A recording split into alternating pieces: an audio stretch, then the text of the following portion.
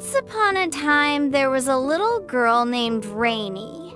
She cried a lot when things didn't go her way or when she couldn't have what she wanted.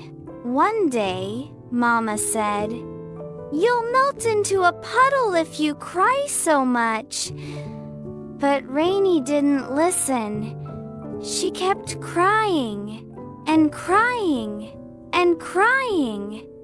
As she cried, a green frog began hopping beside her. "Why are you following me?" Rainy asked. "I think your tears will make a pond," said the green frog. "I want it all to myself." Rainy tried to run away, but the frog was fast, so she cried even harder.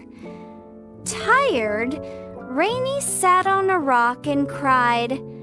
"Now I'll get my pond," said the green frog happily. Rainy's tears made a real pond.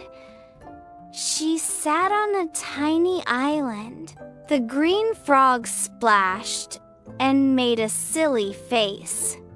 "My pond is too salty," cried the green frog. "I can't enjoy it." "It's made of my tears," Rainy said. "Stop crying," yelled the frog. "You'll flood the island." "If you stop crying, I might help you," said the green frog. Rainy sniffled. "Okay, what do I do?" "You must smile," said the green frog. "Smiling will dry the pond." Rainy giggled. "Drown in my own tears? That's silly." "You're so funny, Frog. I want your picture." "Use your slate," said the green frog, striking a pose. Rainy showed her drawing. "You don't look handsome at all." The green frog looked shocked. "Now I'll draw you," said the green frog. "Smile big." "Where's the pond?" asked Rainy. It had dried up. "We did it," cheered the green frog.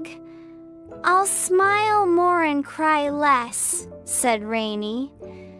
"And I won't wish for silly things," said the frog. They waved goodbye, both smiling wide.